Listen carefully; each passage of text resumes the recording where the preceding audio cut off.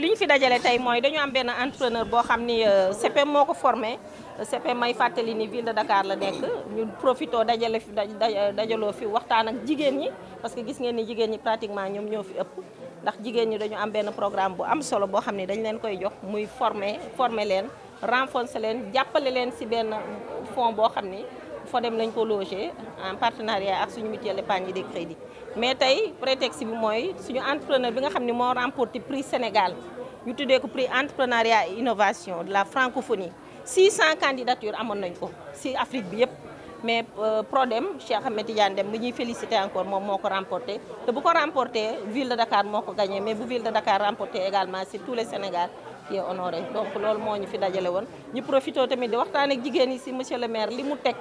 pour jàppale leen ko ndax dafa ni moom Fodem dafa bëgg a renforcer visibilité Fodem mais dafa bëgg a renforcer moyen Fodem dafa bëgg a jàppale jigéen ndax ku jàppale jigéen jàppale nga àdduna bi yëpp dina jàppale jigéen yi dina jàppale xale yi tamit ci incubateur bi tax dañu nar a teg benn programme boo xam ni hub de l'entrepreneuriat la tudd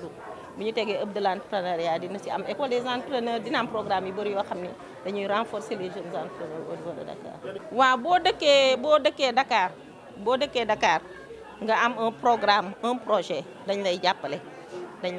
au niveau du Fodem dañ lay former au niveau de la CPM di ci féliciter nag suñu partenaire bu stratégique muy Seynabou Amika mu nekk ville de Montréal parce que boo tegee benn structure il faut nga am ay partenaires te recherche de partenaires à l'international yombul mais Seynabou Amika bi ko association des maires francophones di fàttali moom tamit daf ñuy jàppale bu baax a baax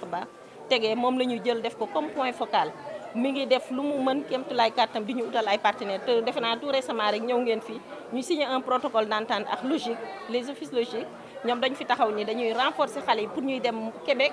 di ñëw Dakar teg ci seen disposition tamit des moyens yoo xam ne assez conséquents dans la formation et dans l'appui financier donc Seynabou Amika moo nekk nii moom sama wet moom it mi ngi ñuy jàppale ci programme boobu ci programme de formation et de recherche de partenaires. Fodem moom ay ambition bëri na. Fodem li ñu ñaan rek mooy yàlla may ñu fekkee ko tal ko mën ko àggale mais li ñu teg moom commencé woon ko dañ ko àggale te maire li mu wax mooy li ngeen yore dafa tuuti te dama bëgg ngeen yokk ko bëgg ngeen renforcer seen visibilité ndax li muy wax yëpp mooy humain laay teg man bu may former nit laay former nit laay jàppale nit laay financer donc il place l'humain au cœur de son programme te loolu defe naa mooy économie sociale et solidaire donc si loolu la ñu nar a yëngu gën ko yokk nag li ñu touché woon daaw ñu doubler ko tripler ko wala quadrupler ko incha allah.